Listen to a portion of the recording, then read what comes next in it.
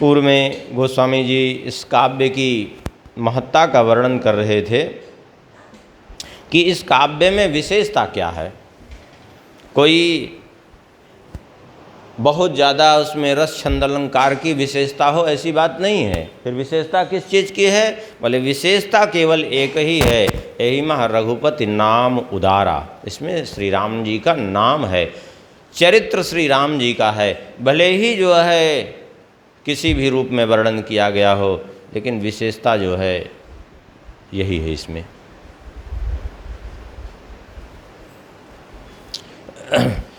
आगे वर्णन करते हैं गोस्वामी जी। मणि मानिक मुक्ता छवि जैसी, आहि गिरि गज सिर शोभन तैसी। नृप किरीट तरुणी तनु पाई, लहै सकल शोभाय अधिकाई। मणि, माणिक और मोती ये कहाँ प्रकट होते हैं? बोले सर्प में मणि निकलती है।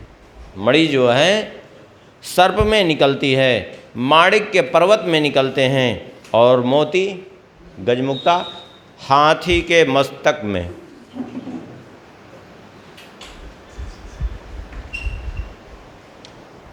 हाथी के मस्तक में। अब जरा विचार करिए कि जो है ये मणि सर्प में रहती है, माणिक के रत्न आदि ये पर्वत में रहते हैं, और गजमुक्ता हाथी में रहती है, तो यहाँ वहाँ उसकी शोभा नहीं होती है। लेकिन वही जो है मणि, वही माणिक, वही मोती नृप किरीट तरुणी तन पाई, वही जो है राजा के सुंदर मुकुट में जब सुशोभित होने लगे, वही मणिमाणिक्य, या किसी स्त्री के आभूषण की में जटित हो जाए, तो वो जो है लहई सकल शोभा अधिकाई, तो उसकी शोभा बढ़ जाती है, उसकी शोभा बढ़ जाती है। ठीक इसी प्रकार से तैसे ही सुकबि कुकबि बोध कहई, उपजहि अनत अनत छवि लहई। ठीक इसी प्रकार से कविता की भी विशेषता होती है। कविता जो है जहाँ प्रकट होती है वहाँ उसकी उतनी शोभा नहीं होती, बल्कि वो दूसरी जगह जा कर के और सुशोभित होती है। जैसे उदाहरण के लिए गोस्वामी जी की मानस ही देखिए।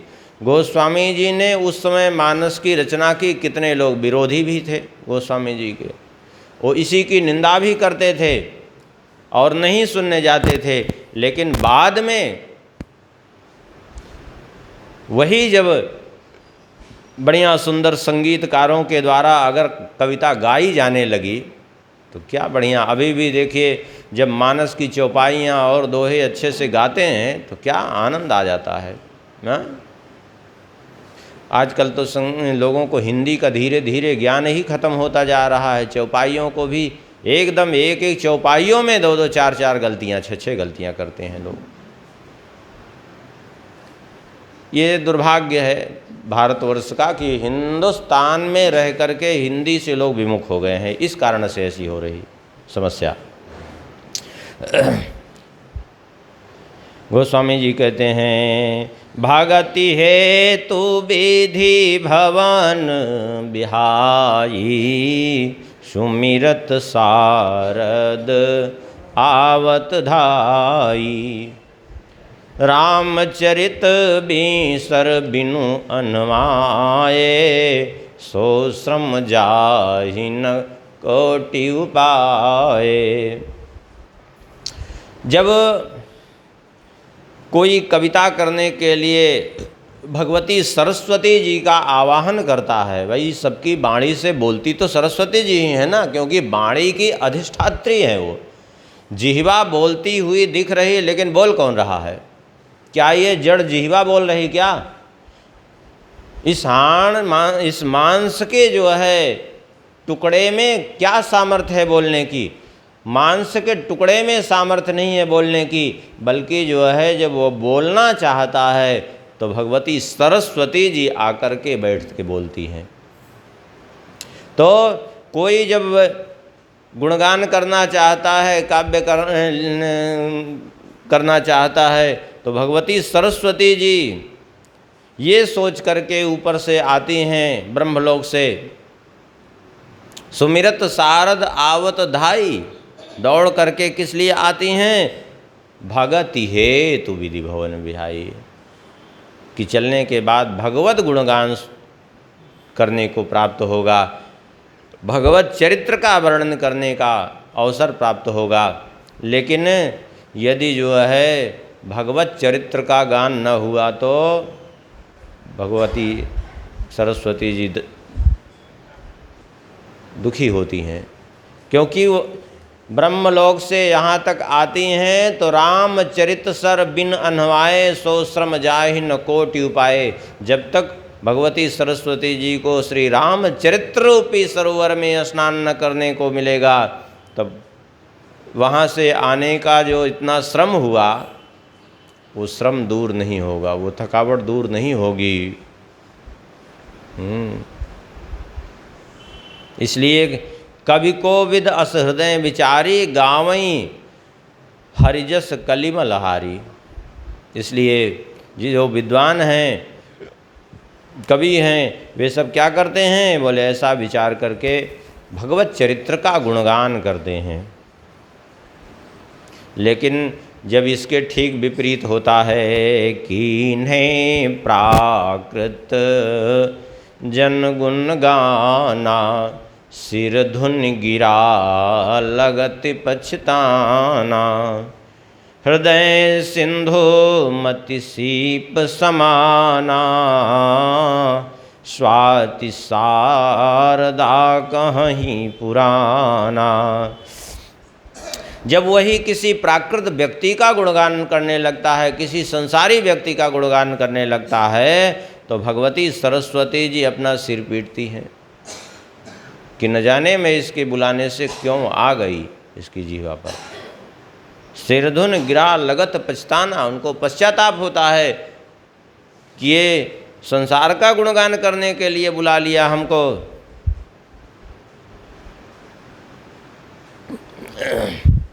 कहते हैं हृदय सिंधु मति सीप समाना, स्वाति शारदा कहीं सुजाना। हृदय को विद्वानों ने समुद्र के समान कहा और बुद्धि को सीप के समान कहा, और भगवती सरस्वती जी को बोले स्वाति शारदा कहीं सुजाना, और सरस्वती जी को स्वाति नक्षत्र के समान कहा। तात्पर्य क्या है? तात्पर्य ये है कि हृदय रूपी सिंधु में बुद्धि रूपी सीप और पड़ी हुई है, जैसे समुद्र में सीप पड़ी है, और सीप में जब उस स्वाति नक्षत्र का जल गिरता है तो उससे बनता क्या है? मोती। तो ऐसे ही उस बुद्धि रूपी सीप में जब भगवती सरस्वती जी प्रवेश करती हैं तो श्री रामचरित्र रूपी मोती का निर्माण होता है।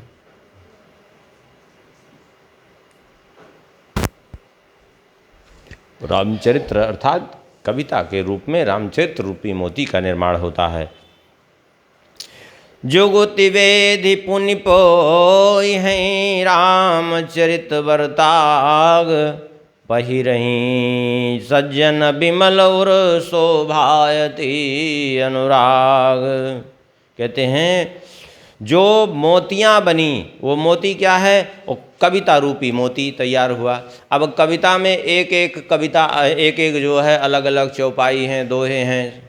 अब उन एक एक दोहों को, चौपाइयों को, उस काव्य को क्या किया? एक सूत्र में पिरोना प्रारंभ किया।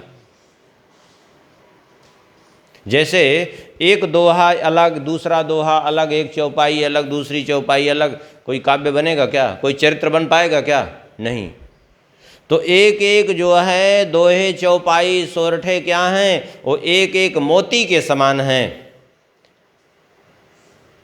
और उस मोती को जब पिरो दिया तो क्या हुआ? बोले जुगुत वेद पुण्य पोई हैं। बोले उनको जो है उस कविता रूपी मणियों को क्या करे? युक्ति रूपी सुई से छेद करके,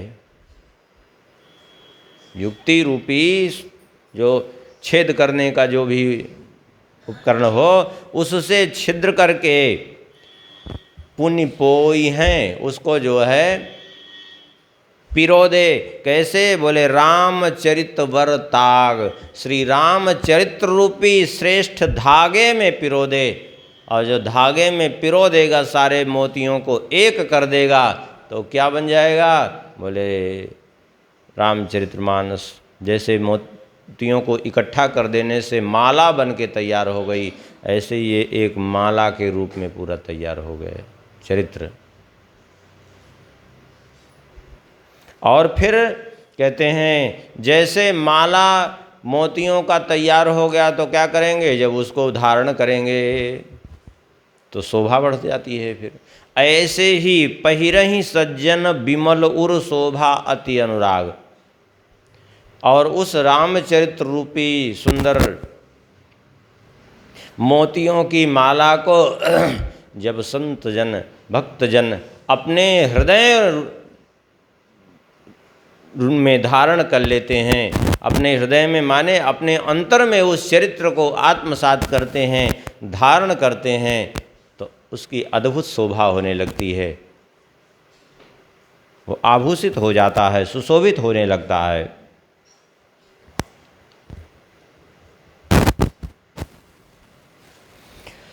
जे जन में कलिकाल कराला, करतब बायस बेस मराला।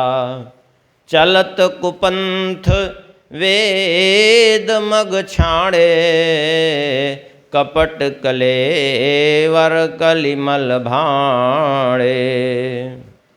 गोस्वामी जी कहते हैं जो इस कराल कलिकाल में जिन्होंने जन्म ले लिया है, जे जन्मे कलिकाल कराला, और जिनकी करनी कठिन है, कैसे है?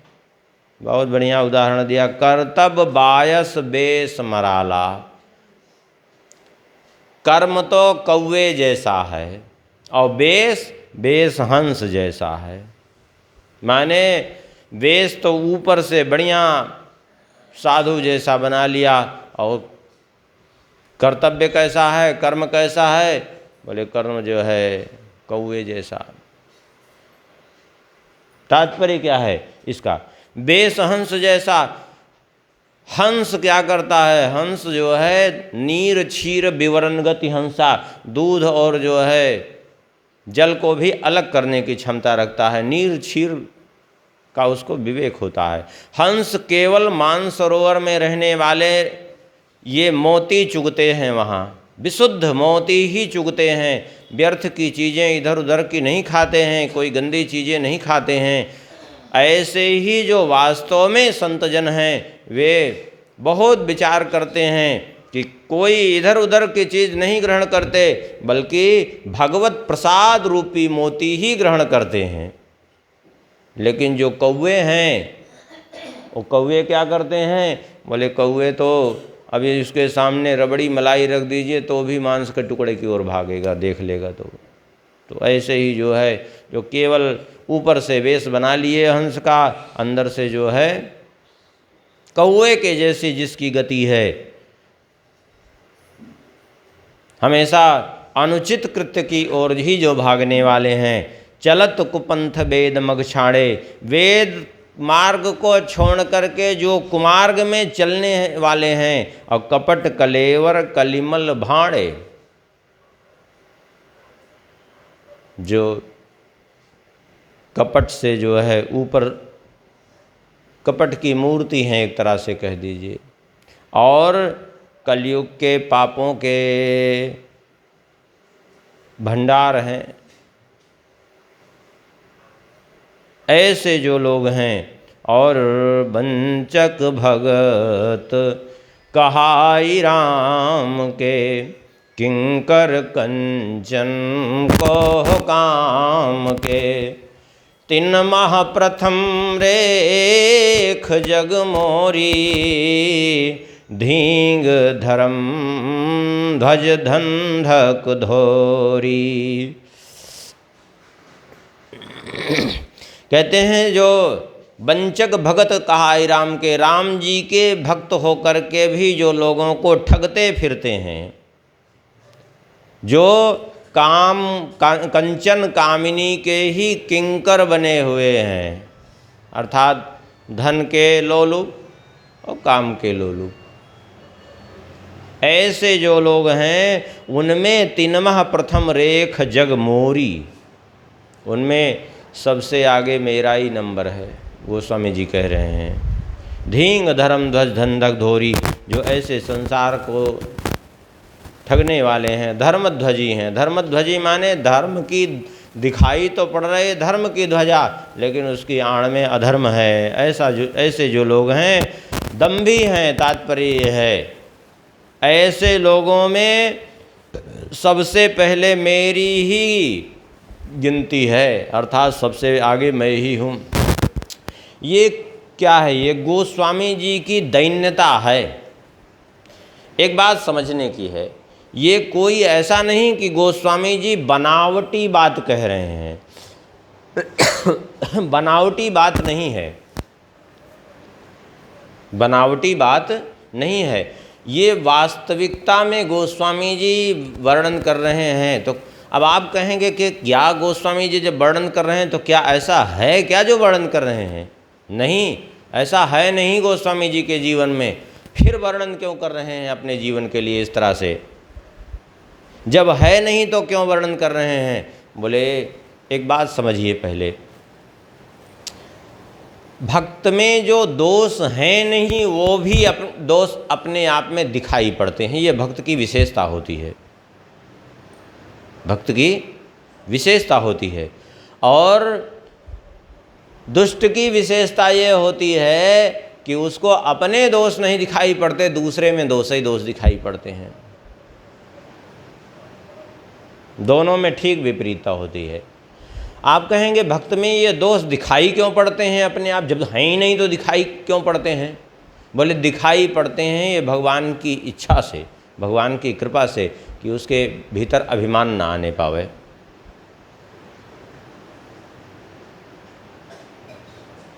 आप कहेंगे ऐसे, देखिए ऐसे दूसरे ढंग से इसको समझिए। जैसे भगवान जानबूझ करके उसको ऐसा बना देते हैं कि उसको अपने में दोष दिखाई पड़ने लगता है, ना होते हुए भी। कैसे? श्री प्रियादास जी महाराज बहुत बढ़िया बात कहते हैं इसके संबंध में। कहते हैं जैसे बालक सिंगार के निहार नेहवती माता, बालक सिंगार के निहार नेहवती माता, देत जोड़ ठोना कारो दीठ डर जानी के, देत जोड़ ठोना कारो दीठ डर जानी के। माँ बच्चे का खूब श्रृंगार करती है और श्रृंगार करने के बाद बढ़िया मोटा सा काजल उसके टीक देती है। अब बताओ, उससे उसका श्रृंगार बिगड़ जाता है, बिगड़ जाता है कि नहीं? अब श्रृंगार जब बिगड़ जाता है तो क्यों लगा दिया टीका? इतना मोटा टीका लगाने की क्या जरूरत है? काजल भी पतला लगाती तो थोड़ा अच्छा लगता, वो मोटे मोटे काजल लगा देती है कि वो अच्छा भी नहीं लगता बच्चा, जबकि बच्चा सुंदर है। फिर क्यों ऐसा कर देती है माँ? इसलिए कि उसको नज़र न लग जाए किसी की, इसलिए ऐसा माँ करती है, अपने बच्चे को नज़र से बचाने के लिए कि इसको नज़र न लगने पावे किसी की, वो डिठौना लगाती है। ऐसे ही भगवान भी देखते हैं कि ये हमारे भक्त को कहीं किसी की नज़र न लग जाए, इसलिए जानबूझ करके जो है उसको डिठौना लगाते हैं, जानबूझ करके उसमें ऐसे जो है भाव प्रकट कर देते हैं कि उसको अपने अंदर सारे दोष दिखाई पड़ने लगते हैं, ना होते हुए भी। अच्छा, दूसरे ढंग से इसको देखिए तो और दूसरे तरह से समझ में आई। जैसे हम दर्पण के सामने खड़े हो जाएं, क्या दिखेगा? हमारा प्रतिबिंब दिखेगा, ठीक है। लेकिन मान लिया कोई अबोध है, अभी बंदर को दर्पण पकड़ा दीजिए, फिर देखिए तमाशा। वो क्या करेगा? वो दर्पण पकड़ा दीजिए, फिर वो बंदर देखेगा दर्पण में, फिर पीछे टटोलेगा, ये बंदर है कहाँ? हाँ, क्यों? क्योंकि वो बंदर ये नहीं समझता कि ये हम ही दिख रहे हैं, बल्कि वो ये समझता है इसमें कोई दूसरा घुसा है, वो निकल क्यों नहीं रहा है, उसको निकालने की चेष्टा करता है वो। तो ऐसे ही समझ लीजिए, ये मन एक दर्पण के समान है, समझ रहे हैं ना? ये मन एक दर्पण के समान है। जब हम दूसरे को देखते हैं और उसके दोष दिखाई जब हम दूसरे की ओर झांकते हैं तो क्या दिखाई पड़ता है? बोले जो है दोष दिखाई पड़ता है। तो जो दोष दिखाई पड़ रहा है वो दोष उसका नहीं है, क्योंकि उसके मन में जब हम झांकने की चेष्टा कर रहे हैं तो उसके मन रूपी दर्पण पर अपना दोष दिखाई पड़ रहा है। लेकिन भक्त का स्वभाव क्या होता है? वो दूसरे के ओर नहीं देखता, वो अपनी ओर जब झांकता है ना, तो लोगों के जो दोष रूपी प्रतिबिंब हैं उसके मन पर पड़ते हुए जब दिखाई पड़ते हैं तो वो सोचता है कि हमारा ही दोष है, दिखाई पड़ रहा है, हमारे ही अंदर दोष भरा है। इसलिए जो है गोस्वामी जी भी कह रहे हैं कि हमारी ये दशा है। अब जैसे सूरदास जी भी महाराज कह रहे हैं, मौसम कौन कुटिल खल कामी, मेरे समान कुटिल खल और कामी कौन है? तो क्या वो कुटिल हैं, खल हैं, कामी हैं? क्या नहीं। तो क्यों कह रहे हो भाई? तो कहते हैं, जेहि तन दियो ताहि बिसरायो, ऐसो नमक हरामी। ये उनकी दैन्यता है, ना कि दोष है उनमें।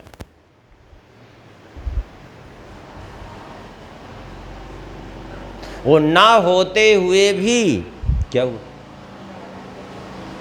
नहीं चल, ना होते हुए भी वो दिखाई पड़ता है, भगवान की इच्छा से दिखाई पड़ता है, वो भक्ति महारानी की कृपा के प्रभाव से दिखाई पड़ता है, कि जिससे कि जो है उसमें दोष आने ना पावें।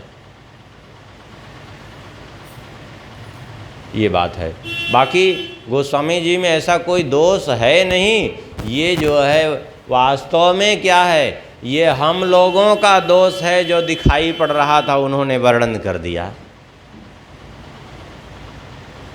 ये जगत के जीवों की जो दशा है वर्णन कर दिया। महापुरुषों ने जो अपने काव्य में जो अपने जीवन की स्थितियां जो दिखाई पड़ रही हैं, लिखी हैं कि ये हम में कमी है, वो उनकी कमी नहीं है, बल्कि हम जैसे जीवों की कमी को उन्होंने उजागर कर दिया है अपने माध्यम से। और फिर दूसरी बात यह है कि आचार्य होने के कारण आचार्य केवल अपनी दृष्टि से प्रार्थना नहीं करता भगवान से, आचार्य संपूर्ण जीवों का प्रतिनिधित्व करते हुए वर्णन करता है। तो यहाँ गोस्वामी जी इसलिए कह रहे हैं कि हम तो उनमें प्रथम मेरी जग रेख है। गोस्वामी जी ने कहा, कहाँ तक कहें, जो अपने यो गुण सब कहाँ, बाढ़ई कथा पार नहीं लहो, ताते मैं अति अल्प बखाने, थोरे मोह जानि हई सयाने। गोस्वामी जी कहते हैं, कहाँ तक कहूँ, यदि मैं अपने अवगुणों का वर्णन करने लगूँ तो कथा इतनी बढ़ जाएगी कि पारावार नहीं है, उसका पार ही नहीं पाऊँगा। मैंने थोड़ा सा संकेत कर दिया, जो बुद्धिमान लोग हैं वो थोड़े में ही समझ जाएंगे। जो बुद्धिमान हैं वो थोड़े में समझ जाएंगे। और सही बात है, जो वास्तव में बुद्धिमान है वो थोड़े में समझ जाते हैं कि ये गोस्वामी जी की दैन्यता है। और जो अधिक बुद्धिमान हैं अर्थात बुद्धिमानता का जिनको भ्रम है वो मान लेते हैं कि सही में ऐसा ही है। हाँ, क्योंकि एक बात समझिए, जिनको बुद्धिमत्ता का भ्रम हो जाता है वो सारी दुनिया को मूर्ख समझने लगते हैं। जिनको ये भ्रम हो जाता है कि हमसे बड़ा कोई बुद्धिमान नहीं है, वो सारी दुनिया को मूर्ख समझने लगते हैं। क्यों? क्योंकि उनको एक भ्रम हो जाता है। ऐसे अभी भी हैं लोग जो कहते हैं अरे हमारे सामने कोई नहीं, सब बेकार है, हमको ऐसे मत समझना। ऐसे लोग करते हैं, साधारण मत समझना। ऐसी बातें लोग करते हैं। तो क्यों करते हैं? क्योंकि उनके मन में एक भ्रम भरा रहता है। भ्रम ये रहता है कि भगवान के पास कुल 2.5 बुद्धि थी, समझ रहे हैं, और 2.5 में 1.5 हमको मिल गई और 1 में सारी दुनिया बटी हुई है। तो 1.5 तो हमारे पास अकेले ही है और 1 में सारी दुनिया में फैली है बुद्धि। तो इसलिए जो है सब हमारे सामने बेकार हैं। ऐसा भ्रम जो भरा रहता है लोगों को, उसी के कारण वो दूसरे का अपमान भी करते हैं।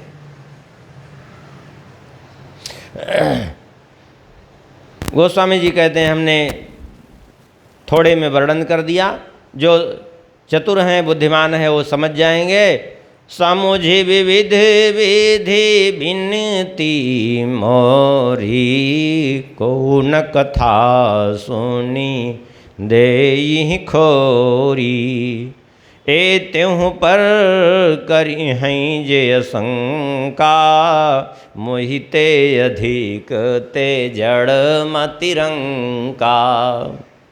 गोस्वामी जी कहते हैं हमने ये सब इसलिए वर्णन कर दिया कि यदि किसी को कुछ गलती समझ में आ रही है तो कम से कम जो है जिसको दोष देना होगा हमें देंगे, इस काव्य को दोष नहीं देंगे कि काव्य में कमी है। हम में कमी थी तो थोड़ी हो गई, रचनाकार में कमी थी ऐसा मान लेंगे। अच्छा, इतने पर भी, इतना हमारे कहने पर भी यदि किसी को शंका रहेगी, आशंकित होंगे, फिर भी जो है उनको मन में शंका रहेगी इसके प्रति, तो बोले फिर तो वो हमसे भी ज़्यादा जड़मती हैं, हम उनके बारे में तो कुछ कह ही नहीं सकते, फिर उनको समझाए नहीं जा सकता। क्योंकि मूर्ख हृदय न चेत, जो गुरु मिलहि बिरंज सम। देखिए एक बात समझ लीजिए, जीवन में हमेशा याद रखिएगा, कभी मूर्ख से बहस बिल्कुल नहीं करनी चाहिए, क्योंकि उसको समझाया नहीं जा सकता। व्यर्थ बकवाद करने वाले से बहस नहीं करनी चाहिए, आप उसको नहीं समझा सकते।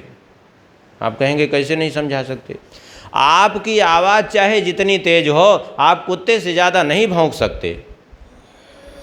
वैसे ही मूर्ख लोग, ऐसे ही जो ऊट पटांग लोग हैं ना, वो कुत्ते के समान वो भौंकना जिनका काम है, उनको कोई नहीं समझा सकता। इसलिए वहाँ शांत रहना ठीक है। ठीक है, तुम भौंकते रहो, क्या फ़र्क पड़ता है।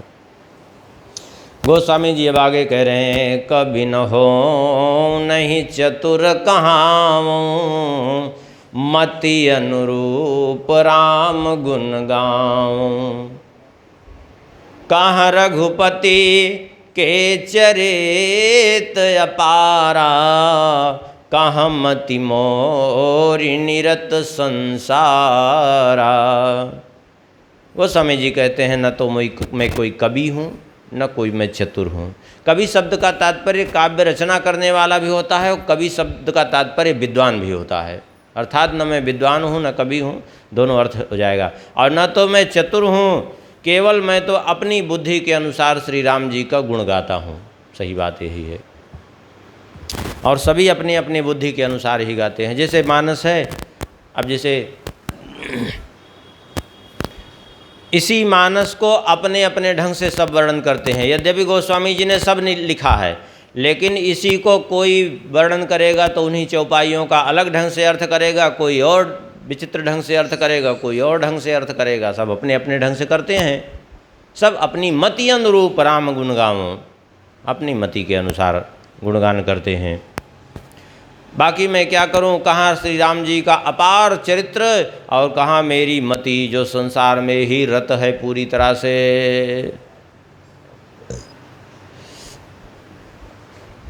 मैं क्या वर्णन कर सकता हूँ, लेकिन फिर भी अपनी वाणी को पवित्र करने के लिए कर रहा हूँ। कैसे बोले, जय जय ही मारुत गिरि मेरु उड़ाई, कहो तूल के ही लेखे माही, समुझत अमित राम प्रभुताई, करत कथा मन अति कदराई। जो प्रचंड वायु सुमेरु पर्वत को उड़ाने की क्षमता रखती हो, उसके लिए रुई किस गिनती में है। जो सुमेरु पर्वत को उखाड़ करके उड़ाने की क्षमता रखने वाली वायु हो, अगर उसके सामने रुई आ जाए तो किसी गणना में है? बोले नहीं। ऐसे समझ लेना चाहिए, समुझत अमित राम प्रभु।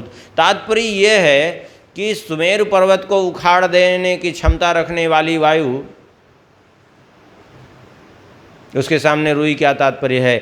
तात्पर्य यह है कि जिन श्री राम जी के चरित्र के आगे बड़े बड़े जो है व्यास वाल्मीकि आदि भी जो है, जिनका पारावार नहीं पाते हैं, जिनका और छोर नहीं पाते जिस चरित्र का, वहाँ मैं अत्यंत मंदमती, कहाँ मैं उस चरित्र का पार पाने वाला हूँ। हाँ, इतना ही नहीं, जिनके चरित्र का वर्णन करते करते गणेश जी, शेष जी, सरस्वती जी थकते नहीं हैं और उसका पार नहीं पाते हैं, उसके सामने मैं एक सामान्य जीव कैसे जो है ठहर सकता हूँ, कैसे टिक सकता हूँ। तात्पर्य यह है, श्री राम जी के जब अनंत महिमा का विचार करता हूँ, उनकी अनंत प्रभुता का विचार करता हूँ,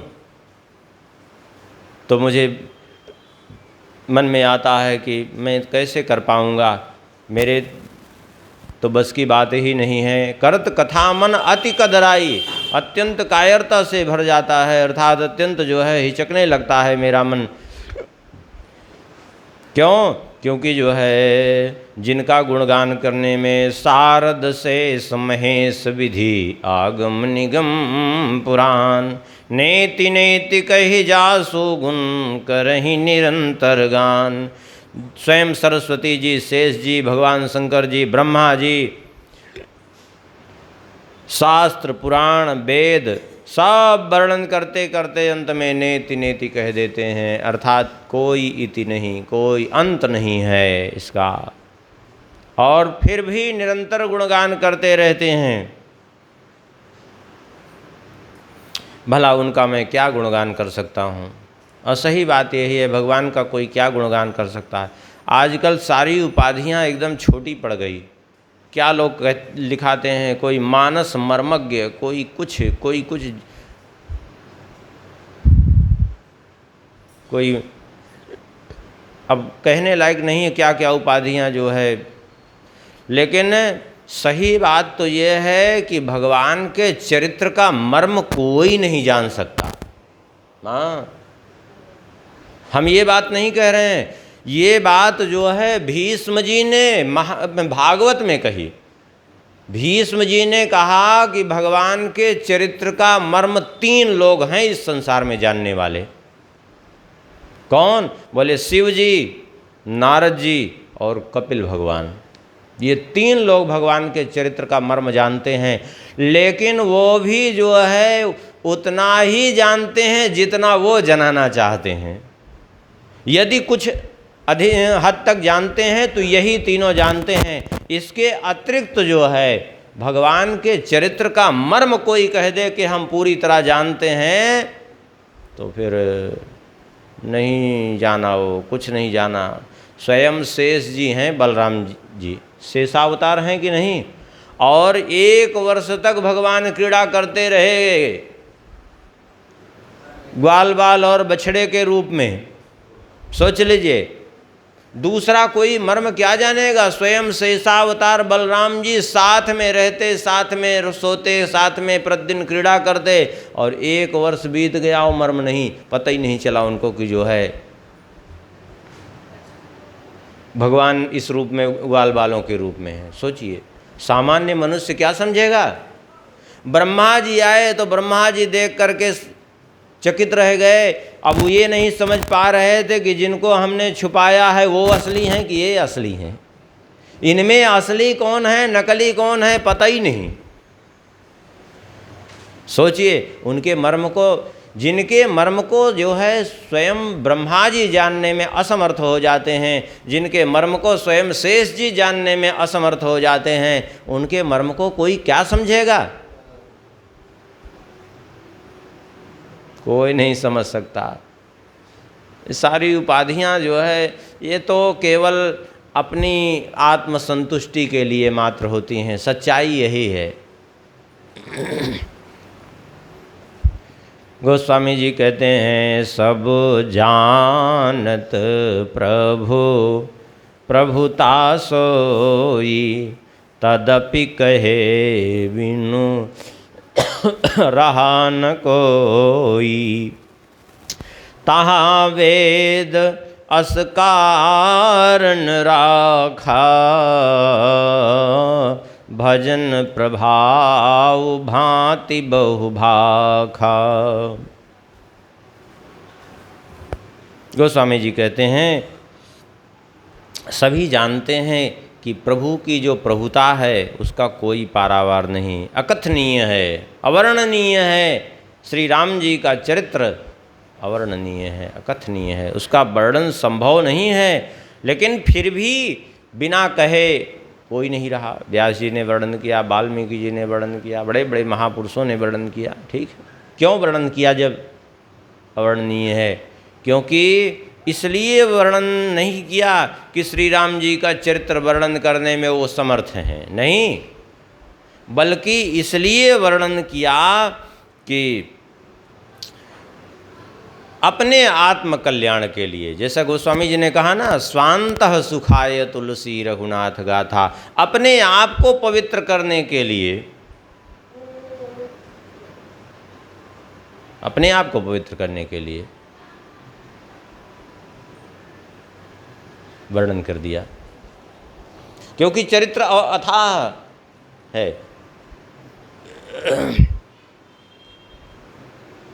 जैसे उदाहरण के लिए कोई जाए गंगा जी में स्नान कराए, ठीक है, तो गंगा जी में स्नान, गंगा जी तो अथाह हैं, अपार हैं। अब कोई कहे कि हम तो गए पूरे गंगा जल में स्नान करे आए, गंगा जी में स्नान करे आए। अरे वो गंगा जी के एक छोटे से उसमें डुबकी मार करके क्षेत्र में चला आया। कोई कह दे हम पूरा गंगा जी स्नान कर लिए, गंगा जी को ही पूरा अपना, तो ये तो केवल जो है भ्रम मात्र होगा। ऐसे ही कोई कह दे पूरे रामचरित्र को हमने आत्मसात कर लिया, पूरा हमको 1.5 लाख पेज कंठस्थ हैं और हमने पूरा, ये सब बेमतलब की बात जो है सर। ऐसे ऐसे जो लोग बात कर, बेमतलब की बात है, इसका कोई औचित्य नहीं, कोई अर्थ नहीं। क्योंकि भगवान का चरित्र है वो अपार है, अथाह है। 1 अरब श्लोकों में वाल्मीकि जी ने लिखा था रामचरित्र, लेकिन फिर भी पूरा नहीं हुआ। हाँ, उस दिन वर्णन कर रहे थे ना, रामायण 100 कोटि अपारा। 1 अरब 100 करोड़ माने 1 अरब श्लोकों में लिखने के बाद भी रामचरित्र पूरा नहीं हुआ। अभी लगा सब ऐसे ही थोड़ा सा वो है। जैसे गंगा जी में स्नान करने के बाद गंगा जी में पूरे में आप स्नान नहीं किए, गंगा जी के घाट में कहीं डुबकी मार के चले आए हैं, लेकिन गंगा जी में पूरे में स्नान नहीं किए, इसका मतलब ये नहीं हुआ कि आप गंगा जी स्नान से वंचित हो गए, बल्कि गंगा जी के घाट पर जाकर आप डुबकी मार लिए तो आपको लाभ हो गया। बस ऐसे ही श्री रामचरित्र को पूरा जीवन में कोई आत्मसात कर ले, यह संभव नहीं है। हाँ, श्री रामचरित्र के किसी एक अंश को जीवन में आत्मसात कर लिया, उसी का जीवन में उतार लिया, गुणगान कर दिया, बस हो गया काम। उतने से ही उसका कल्याण हो जाएगा। इसलिए जो है सभी वर्णन करते हैं, क्योंकि पूरे में वो स्नान कर लेंगे ये संभव नहीं है। एक उसी के अंश में जाकर डुबकी मार के चले आओ, मैं अपना उसी से काम बन जाएगा। जैसे सरजू जी में जाते हैं, इतना विशाल धारा है, एक जगह डुबकी मारे घाट पे चले आए, बस बात खत्म हो गई, अपना स्नान का काम हो गया। अब कोई कहते हैं हम तो पूरे सरजू जी में ही एकदम अवगाहन कर, कैसे अवगाहन पूरे में कर आए भाई? थोड़ा सा एक किनारे खड़े हो के नहा आए, कितनी बड़ी धार है कि लाखों लोग स्नान करें तो भी पूरे में नहीं फैल पाएंगे, है कि नहीं?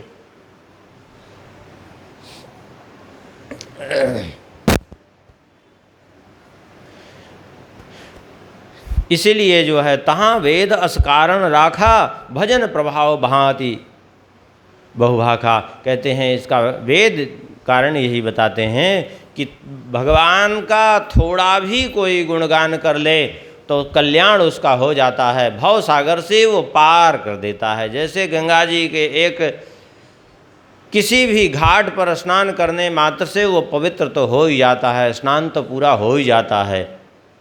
संपूर्ण गंगा जी को कोई आत्मसात कर ले ये संभव नहीं है।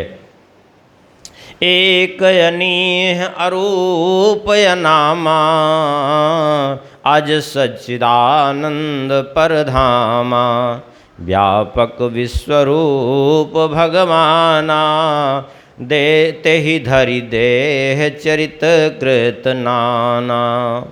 कहते हैं जो एक है, अर्थात परमात्मा तो एक ही है, अद्वितीय है। हाँ? और जो अनीह है, अनीह माने इच्छा अनिच्छा से जो सर्वथा परे है, रहित है। अरूप है, जिसका कोई रूप नहीं, और अनाम, जिसका कोई नाम नहीं। जो अजन्मा है, सच्चिदानंद है और परम धाम है। जो व्यापक हैं, विश्वरूप हैं, उन्हीं भगवान का चरित्र वर्णन करते हैं। ते ही धरि देह चरित्र कृत नाना, वे ही भगवान जब देह धारण करके विभिन्न रूप में चरित्र करते हैं, विभिन्न लीलाएं करते हैं, तो वो लीला जो है किस लिए करते हैं? बोले सो केवल भगतन हित लागी, परम कृपाल प्रणत अनुरागी। जेहि जन पर ममता अति छोहु, जेहि करुणा करि कीन्ह न कोहु। कहते हैं ये सारी लीलाएं भगवान अवतार लेकर के क्यों करते हैं? बोले सो केवल भगतन हित लागी, केवल अपने भक्तों के लिए करते हैं, बाकी उनका कोई दूसरा प्रयोजन नहीं है। भक्तों के लिए करते हैं, क्योंकि परम कृपाल प्रणत अनुरागी, भगवान परम कृपालु हैं और अपने शरणागत भक्तों के अनुरागी हैं भगवान। और भक्तों के ऊपर उनकी बड़ी ममता है, अत्यंत छोह है। छोह माने अत्यंत दुलार है, वात्सल्य है। जो कभी भक्तों पर करुणा करते हैं तो कभी क्रोध नहीं करते हैं, ऐसे जिनका स्वभाव है वे भक्तों के लिए। ये बात जो है स्वयं राम जी ने भी कही है। भगवान का अवतार किस लिए होता है? क्या रावण आदि को मारने के लिए? अरे वो सत्य संकल्प है, वहाँ बैठे बैठे मार सकते हैं वो। जब सारी सृष्टि, अरे उनकी इच्छा से सारी सृष्टि ही प्रलय में जब चली जाती है, तो ये राक्षस किस कोटि में है? तब क्या ये नहीं मरेंगे? उनकी इच्छा से मर सकते हैं, लेकिन फिर क्यों अवतार लेते हैं? क्या रावण को मारने के लिए राम जी आए? नहीं, रावण को मारना तो बहाना था। भगवान कहते हैं तुम सारिखे संत प्रिय मोरे, धरऊँ देह नहीं आन्य हो रे। तुम जैसे भक्तों के लिए मैं अवतार लेता हूँ। लंका इसलिए नहीं गए राम जी की रावण को मारने के लिए, बल्कि लंका इसलिए गए क्योंकि विभीषण को भी तारना था वहाँ जा कर के। हाँ, वन में इसलिए नहीं गए कि उनको वनवास जाने के बाद ही रावण से भेंट होती। अरे राजाओं की आपस में लड़ाइयाँ खूब सुने हैं, युद्ध होता रहता है, फिर वनवास जाने की क्या ज़रूरत। वो चाहते तो अपने सत्य संकल्प से प्रेरित करते थे, रावण आकर लड़ जाता, अयोध्या में पूरे युद्ध होता, लेकिन नहीं। इसलिए नहीं जो है गए वनवास गए, बल्कि इसलिए गए कि जो इतने मुनि ऋषि मुनि प्रतीक्षा कर रहे हैं उन पर कृपा करनी थी। जो सबरी जी इतने वर्षों से प्रतीक्षा कर रहे हैं उन पर कृपा करनी थी। जो इतने बानर प्रतीक्षा कर रहे हैं, बानर क्या कर रहे थे, बानर बन करके बोले केवल उछल कूद कर रहे थे क्या, वो वन में केवल फल खाने में समय बिता रहे थे क्या? बोले नहीं, बल्कि हरि मार्ग चित वही मति धीरा। और दिन रात भगवान का मार्ग देख रहे थे, क्योंकि वो सामान्य कोई बानर नहीं थे, वे सब देवताओं के अंश से उत्पन्न हुए थे, भगवान की प्रतीक्षा कर रहे थे। ऐसे थोड़े ही गए, उन पर कृपा करने के लिए गए।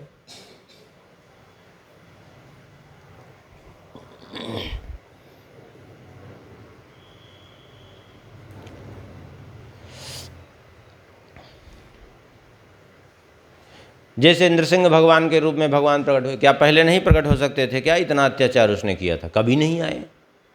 लेकिन जब आ गई बात प्रहलाद जी की तो खंभे से फाड़ कर प्रकट हो गए। खंभे से निकला कौन? बस अंतर यही है, उसी खंभे से प्रहलाद जी के भगवान निकले, उसी खंभे से हिरण्यकशिपु का काल निकला। हाँ, वही प्रभु भक्त के लिए भगवान हैं और वही दुष्ट के लिए काल हैं। तो आए वो वहाँ इसलिए नहीं आए कि हिरण्यकशिपु ने उनको ललकारा। हिरण्यकशिपु तो कब से ललकारता फिर रहा था, घूम रहा था चारों ओर, वो तो वैकुंठ तक चला गया था ललकारने के लिए, लेकिन फिर भी भगवान को ढूंढ नहीं पाया। तब फिर कहाँ क्यों भगवान चले आए? बोले भक्त के कारण भगवान चले आए। इसीलिए भगवान जो लीलाएं करते हैं वो भी भक्त के लिए ही करते हैं। गई बहोरी गई बहोर गरीब निवाजू, सरल सबल साहिब रघुराजू, बुधवर नहीं हरि जस अस जानी, करहीं पुनीत सफल निजवानी। श्री राम जी गई बहोर गरीब निवाजू, अपने भक्त की जो चली गई है उसको फिर से वापस दिलाने वाले हैं। अर्थात जो उसका नष्ट हो गया उसको फिर से वापस दिलाने वाले हैं। और जो गरीब निवाजू अर्थात दीनों के लिए वो जो है सदा रक्षक हैं। और सरल सबल साहिब रघुराजू कहते हैं सरल स्वभाव हैं, सर्वशक्तिमान हैं अर्थात सबल और सबके स्वामी हैं। बुध वर्णय हरि जस अस जानी, तो फिर विद्वान उनका यश क्यों वर्णन करते हैं? बोले करहीं पुनीत सफल निजवानी, अपनी वाणी की सफलता के लिए वर्णन कर रहे हैं। अपनी वाणी की सफलता के लिए उनका गुणगान कर रहे हैं, ना कि जो है भगवान का गुणगान करेंगे तो उनका कोई जो है वो होगा। अच्छा, एक बात ये भी समझिए, क्या भगवान का गुणगान करने से भगवान का यश फैलता है क्या? अरे भगवान का यश तो ज्यों का त्यों है, उसको कोई क्या फैलाएगा? भगवान का यश कोई नहीं फैला सकता, बल्कि भगवान का गुणगान करने से गुणगान करने वाले का यश फैलता है। नहीं बात समझे? ऐसे समझिए जैसे अभी यहाँ कहीं कथा हो रही हो, बोले किसकी कथा हो रही? बोले मलूक पीठ वाले महाराज जी की कथा हो रही है। बोले किसकी कथा हो रही? बोले पाराशर जी कथा हो रही है। बोले किसकी कथा हो रही? नाम किसका लेंगे? बोले कथा वक्ता का नाम लेंगे। अब हम आपसे पूछें वो कथा वक्ता की कथा हो रही है कि भगवान की कथा हो रही है? किसकी कथा हो रही है? अरे कथा भगवान की हो रही है, लेकिन गुणगान उसका हो रही है कि उसकी कथा हो रही है। तो यश किसका फैल रहा है? उसका फैल रहा है, भगवान का नहीं। भगवान का तो यश जैसे था वैसे ही रहेगा, उसको कोई नहीं जो है फैला सकता। वो तो अपने आप में पूर्ण है, पूर्ण ही रहेगा। उसको ना कोई धूमिल कर सकता है, ना तो कोई उसको उज्जवल कर सकता है। चाहे कोई भगवान को लाखों गालियां दें, उनके यश पर कोई फर्क नहीं पड़ सकता। जैसे कोई ऊपर मुख करके थूके तो थूक कहाँ जाएगी? सूर्य के ऊपर जाएगी क्या? अरे उसी के ऊपर आएगी। ऐसे ही भगवान के संबंध में ऊट पटांग कोई बोलता है तो उससे भगवान का कुछ नहीं, उसी का सत्यानाश हो जाता है। ऐसे ही भगवान का गुणगान करता है तो भगवान का उससे कोई लाभ नहीं, उसी का लाभ हो जाता है। जैसे प्रहलाद जी ने कहा कि भगवान की पूजा क्यों की जाती है, बहुत बढ़िया बात प्रहलाद जी ने कही। नैवात्मनः प्रभुरयं निजलाभ पूर्णो मानं जनाद विदुषा करुणो वृणीते यद्यज्जनो भगवते विदधीतमानं तच्चात्मने प्रतिमुख से यथा मुखश्री। भगवान आत्माराम आप्त काम पूर्ण काम है। उनका देह कोई प्राकृत देह तो है नहीं जिसमें भूख प्यास लगेगी, और दिव्य देह है उनका, तो दिव्य स्वरूप है। ये पांचभौतिक तो है नहीं। तब फिर उनकी पूजा क्यों की जाती है? उनको भोग क्यों लगाया जाता है? उससे क्या भगवान की पूजा होती है क्या? नहीं, भगवान की पूजा नहीं होती। जो पूजा करने वाला है उसका लाभ हो जाता है। कैसे? बोले जैसे दर्पण के सामने हम खड़े हो जाएं और दर्पण में हमारा प्रतिबिंब दिखाई पड़े, और हमारे मन में आया कि ये प्रतिबिंब थोड़ा अच्छा हो जाता, सुसज्जित हो जाता तो अच्छा था, तो क्या करेंगे? बोले दर्पण में तेल लगाएंगे, दर्पण में काजल लगाएंगे क्या? नहीं। बोले नहीं, दर्पण को छूने की भी आवश्यकता नहीं। अपने जो है शरीर का श्रृंगार करिए, दर्पण में प्रतिबिंब अपने आप सुसज्जित हो जाता है। तो जिस प्रकार से अपना श्रृंगार करने से दर्पण का प्रतिबिंब सुसज्जित होता है, ऐसे ही भगवान का प्रतिबिंब है जीव मात्र। भगवान बिंब हैं, जैसे हम बिंब हैं, हमारा जो दर्पण में पड़ रहा है वो प्रतिबिंब है। तो अपना श्रृंगार करने से जैसे दर्पण का प्रतिबिंब सुसज्जित होता है, ऐसे भगवान की सेवा करने से खुद की सेवा हो जाती है।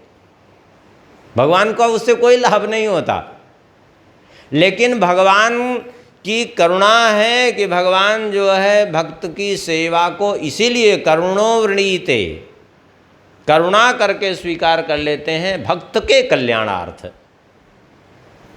यही बात यहाँ गोस्वामी जी कह रहे हैं कि हम क्या भगवान का चरित्र वर्णन करेंगे। ये तो भगवान का चरित्र तो अथाह है, अपार है। ये तो हम अपनी वाणी को पवित्र करने के लिए, अपनी वाणी पावन करने के लिए उनका गुणगान कर रहे हैं, अपना कल्याण करने के लिए। तेहि बल में रघुपति गुण गाथा, कही हूँ नाई राम पद माथा। मुनि प्रथम हरि की रति गाई, तेहि मग चलत सुगम मोहि भाई। कहते हैं बस इसीलिए उसी बल से मैं भी वर्णन कर रहा हूँ, अपनी भगवान की महिमा का इस वाणी के द्वारा वर्णन कर रहा हूँ। भगवत कृपा के बल से, भगवत गुणगान की इच्छा से कि जो है अपनी वाणी पवित्र हो जाए। तो क्या हमें चरित्र मालूम है क्या जो हम वर्णन करेंगे, या हमें कुछ उसका अनुभव है? बोले कुछ नहीं है। फिर कैसे वर्णन करोगे? तो कहते हैं मुनि ही प्रथम हरि की रति गाई। मुनियों ने पहले ही भगवान की कीर्ति का खूब गुणगान किया है, तो हम भी उसी मार्ग पर चल पड़ेंगे।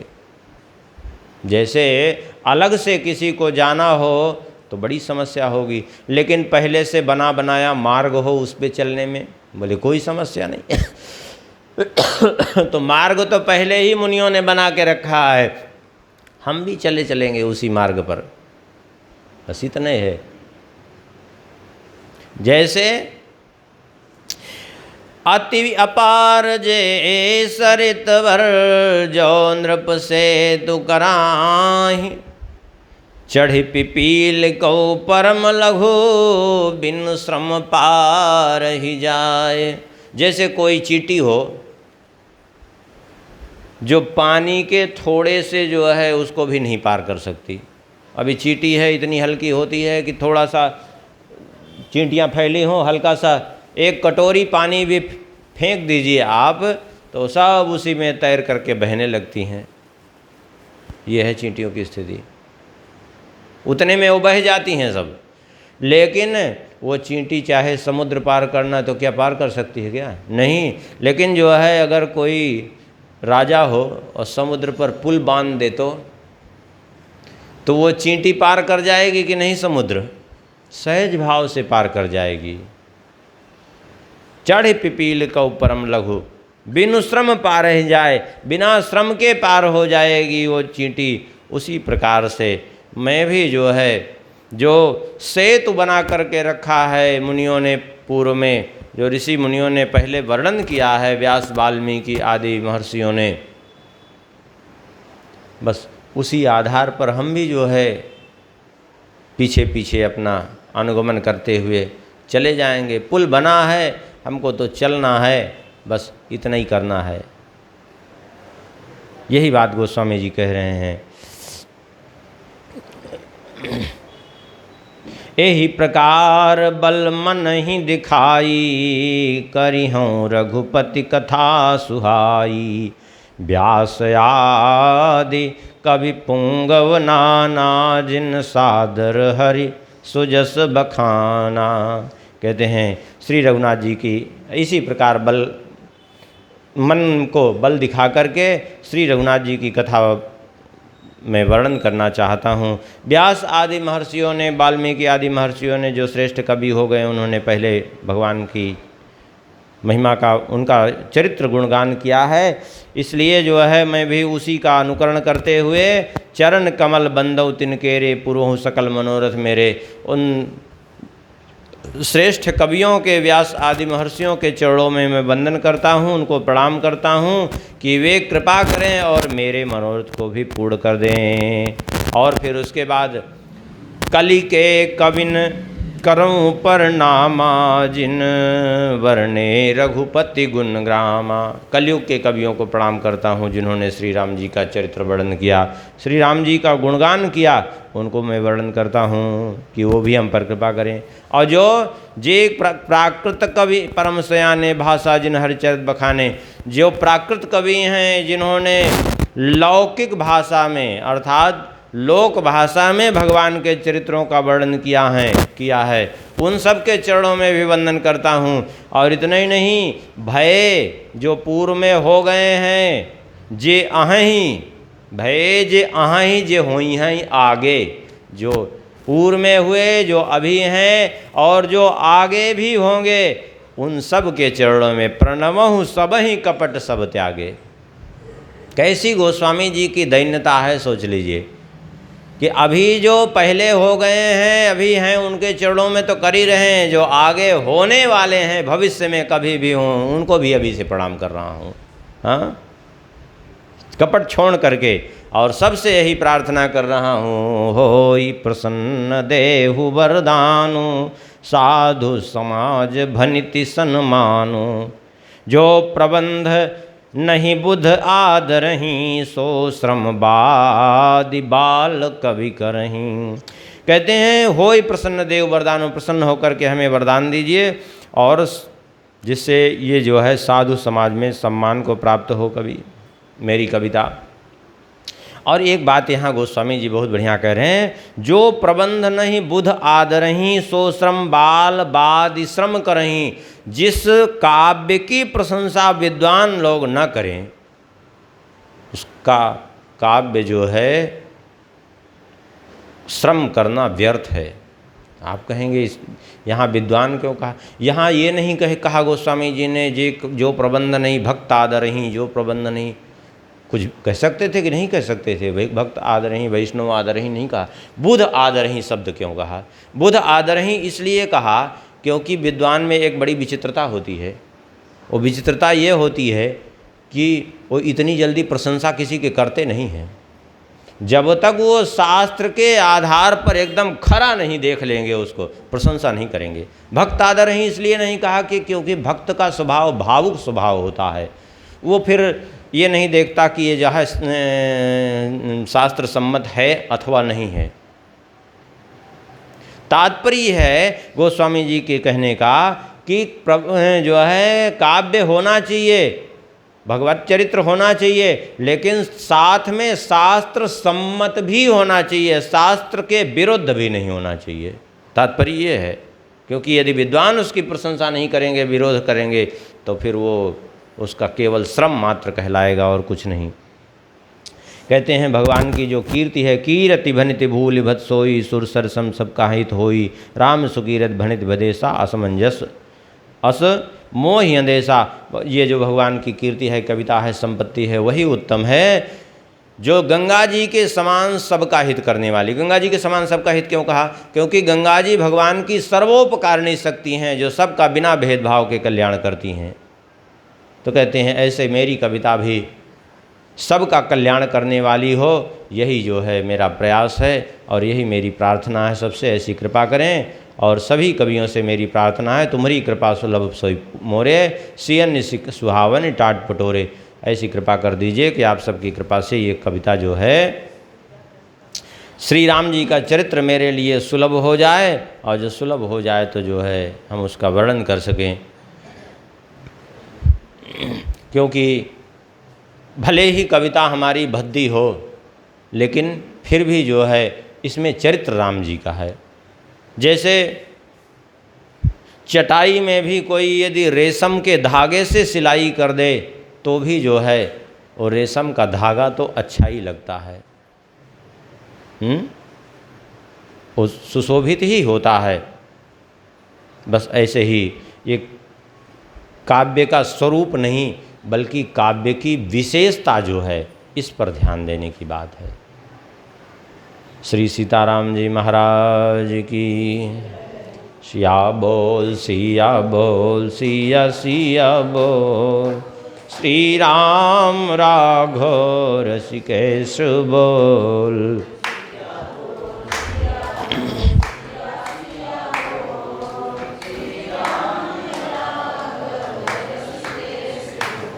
सिया बोल सिया बोल, सिया सिया बोल, श्री राम राघव रसिकेश बोल।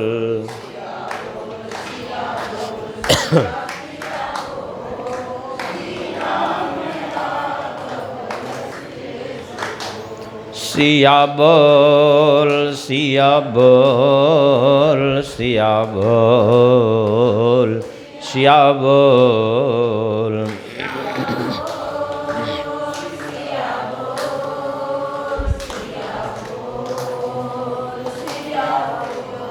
सिया बोल सिया बोल, सिया बोल सिया बोल।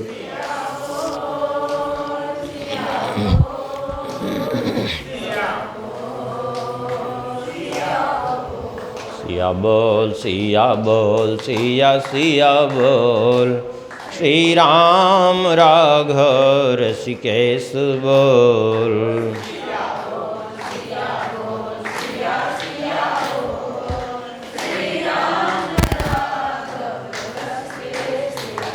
श्री सीताराम चंद्र भगवान की, श्री हनुमान जी महाराज की, श्री विजय राघव भगवान।